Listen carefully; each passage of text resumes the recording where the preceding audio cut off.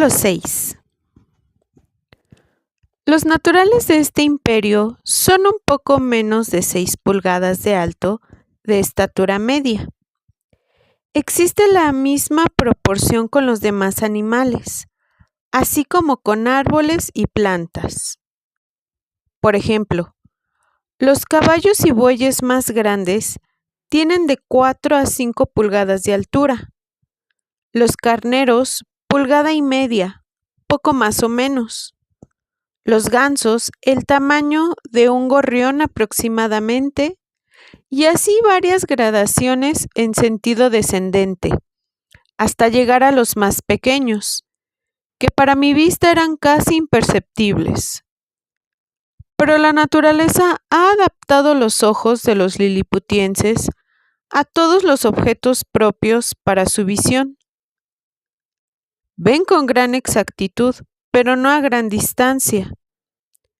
Como testimonio de la agudeza de su vista para los objetos cercanos, puedo mencionar la diversión que me produjo observar cómo un cocinero pelaba una calandria que no llegaba al tamaño de una mosca corriente, y cómo una niña enhebraba una aguja invisible con una seda invisible.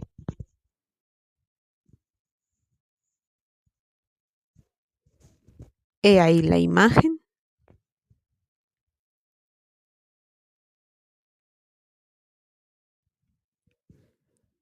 Solamente diré algo acerca de la cultura que durante largas épocas ha florecido en aquel pueblo en todas sus ramas.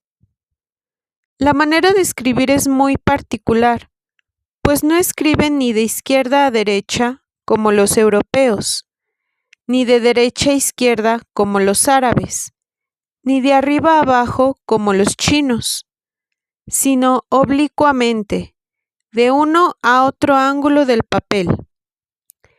Entierran a sus muertos con la cabeza para abajo, porque creen que dentro de 11,000 lunas todos se levantarán de nuevo y que al cabo de este periodo, la Tierra, que ellos juzgan plana, se volverá de arriba abajo, y gracias a este medio, cuando resuciten, se encontrarán de pie.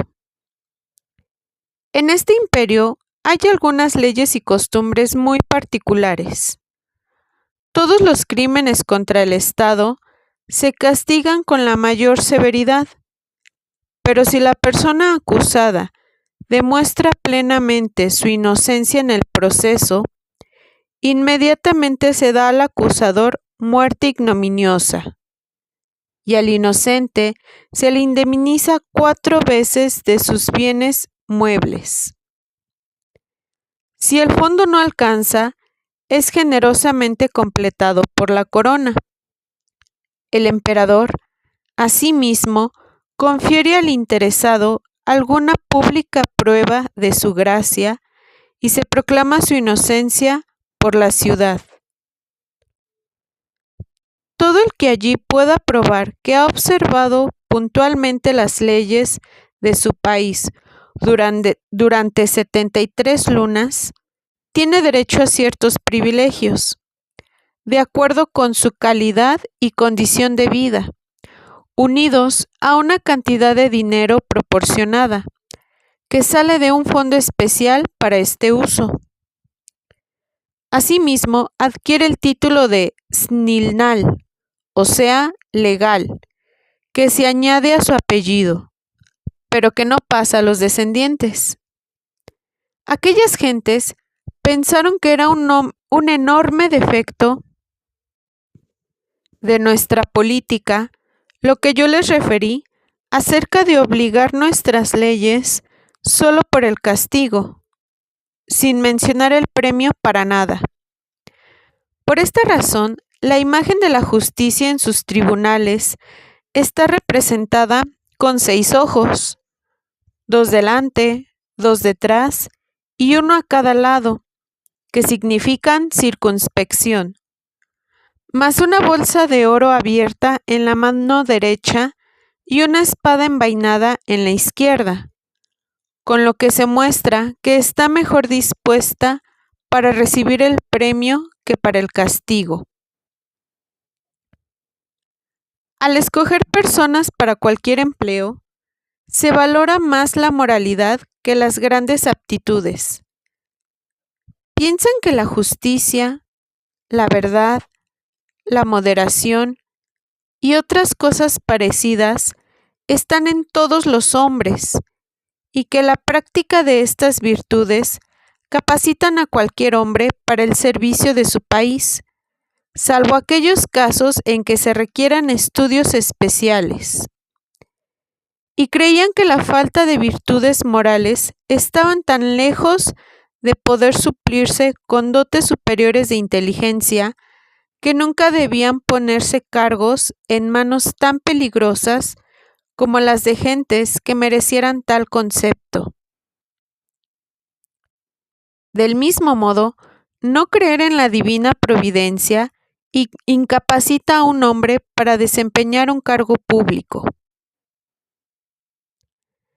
Al hablar de estas y de las siguientes leyes, quiero que se entienda que me refiero solo a las instituciones como eran en un principio, y no a la escandalosa corrupción en que este pueblo ha caído a causa de la degenerada naturaleza del hombre.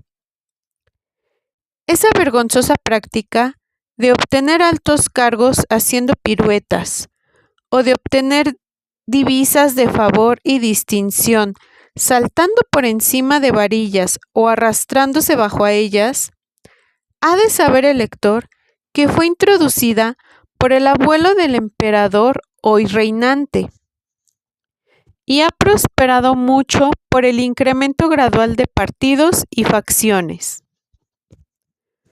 Sus nociones respecto de los deberes de padres e hijos difieren de los nuestros. De ningún modo piensan que un niño tiene obligaciones con su padre por haberlo engendrado, ni con su madre por haberlo traído al mundo. Por estas y otras razones, opinan que los padres son los últimos a quienes deben confiarse la educación de sus propios hijos, y en consecuencia, hay en cada ciudad establecimientos públicos a donde todos los padres, con excepción de los aldeanos y los labradores, están obligados a llevar a sus pequeños de uno y otro sexo para que los críen y eduquen hasta que lleguen a la edad de 20 lunas. Los niños varones de noble cuna cuentan con profesores doctos y sus correspondientes auxiliares. Las ropas y el alimento de los niños son sencillos. Se les educa en los principios de honor, justicia, modestia, clemencia, valor, religión y amor a su país. A los padres solo se les tolera que los vean 2 veces al año. La visita no dura más de 1 hora. Se les consiente que besen al niño al llegar y al marcharse. Pero un profesor que siempre está presente en tales ocasiones no les tolera que cuchicheen, ni que les concedan mimos, ni que les lleven juguetes, dulces o cosa parecida. Los centros para niños de familias de posición media, como comerciantes y artesanos, funcionan con el mismo sistema, solo que los que han de dedicarse a oficios empiezan el aprendizaje a los 11 años y los otros continúan sus ejercicios hasta los 15, que se corresponde a los 25 entre nosotros. En los centros para muchachas, las niñas son educadas casi igual que los varones, solo que las visten servidumbre de su mismo sexo, pero siempre en presencia de un profesor o auxiliar, hasta que se visten ellas solas, a la edad de 5 años. Es norma entre gentes de alcurnia que la esposa debe ser siempre una discreta y agradable compañía, ya que no puede ser siempre joven. En los colegios para niñas de más baja categoría, se les enseña toda clase de trabajos propios de su sexo. Unas salen a los 7 años y otras a los 11, dependiendo de sus diferentes destinos. Las familias modestas que tienen niños en estos colegios, además de la pensión anual, que es lo más reducida posible, tienen que entregar al administrador del colegio una pequeña parte de sus ingresos mensuales, destinado a construir un patrimonio para el niño, y en consecuencia, la ley limita los gastos a todos los padres, porque piensan que los liliputienses que nada puede haber tan injusto como que las gentes, para satisfacer sus propios apetitos, traigan niños al mundo y dejen al Estado la carga de sostenerlos.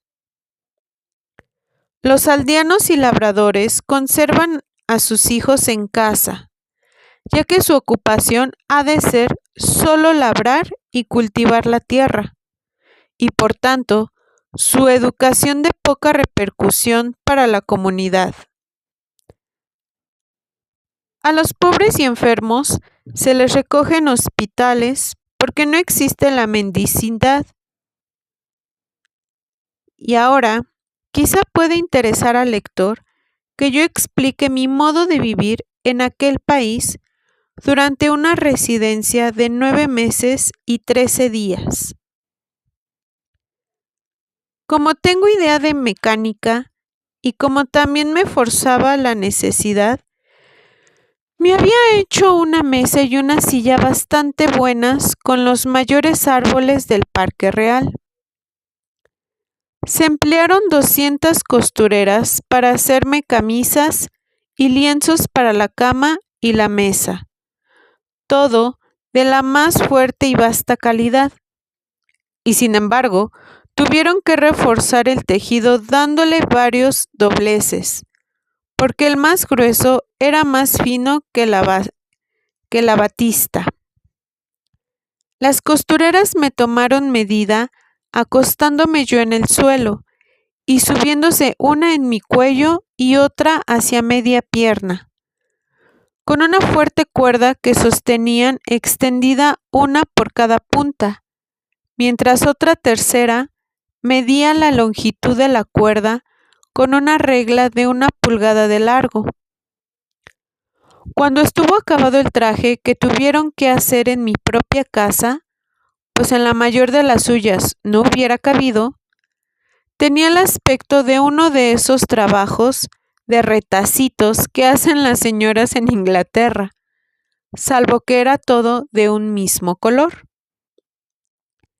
Tenía a mi servicio 300 cocineros para que me preparasen los manjares, alojados en pequeñas barracas convenientemente edificadas alrededor de mi casa, donde vivían con sus familias. Me preparaban 2 platos cada uno. Cogía con la mano 20 camareros y los colocaba sobre la mesa, y un centenar más me servía abajo en el suelo, unos llevando platos de comida y otros barriles de vino y diferentes licores, cargados al hombro, que subían los camareros de arriba cuando yo lo necesitaba, de forma muy original, valiéndose de unas cuerdas, como nosotros subimos el cubo de un pozo en Europa. Una vez comí un lomo tan grande que tuve que darle 3 bocados, pero esto fue raro. De las aves más pequeñas podía coger 20 o 30 con la punta de mi navaja. He aquí la imagen.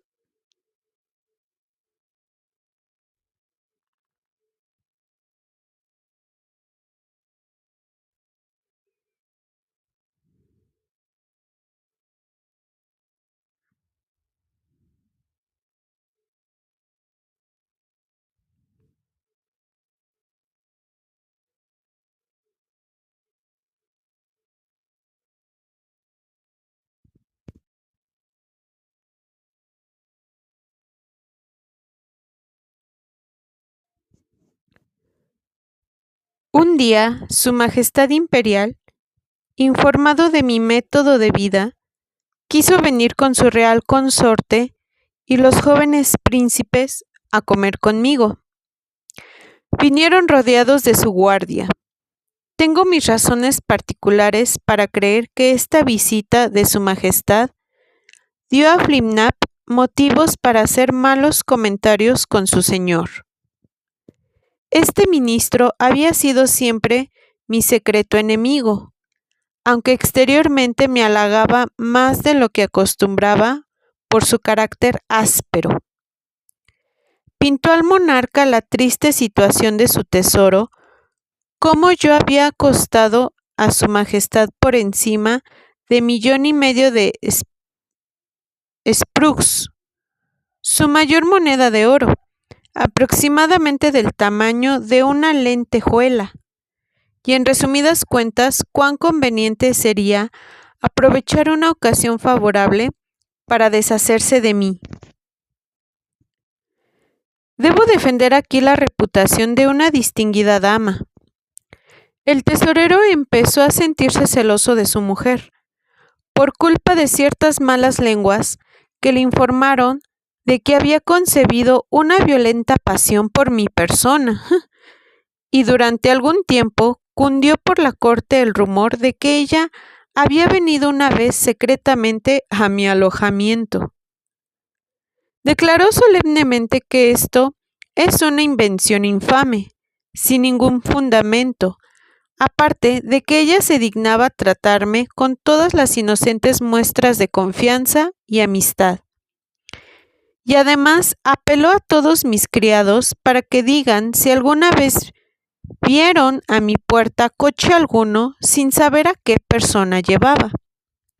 En tales ocasiones, cuando un criado me los anunciaba, acostumbraba a salir inmediatamente a la puerta, y después de ofrecer mis respetos, tomaba el coche y los caballos en mis manos y los ponía con todo cuidado encima de la mesa, donde había colocado yo un cerco desmontable alrededor de 5 pulgadas de alto para evitar accidentes.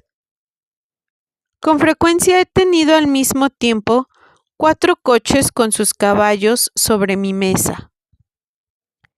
He pasado muchas tardes muy agradables con estas conversaciones, pero desafío al tesorero y a sus 2 espías. Me apetece citarlos por sus nombres y allá se las entiendan después. Clustril y Drunlo, a que prueben que no me visitó nadie de incógnito, salvo el secretario Reldresal. Estos falsos informes que llegaron después a mi conocimiento por un accidente del que no es oportuno hablar, hicieron que Flimnap, el tesorero, pusiera durante algún tiempo mala cara a su señora y a mí peor. Y aunque al final se reconcilió con ella, yo perdí todo valor con él y vi decaer rápidamente mi influencia con el emperador, quien sin duda se dejaba influir por aquel favorito.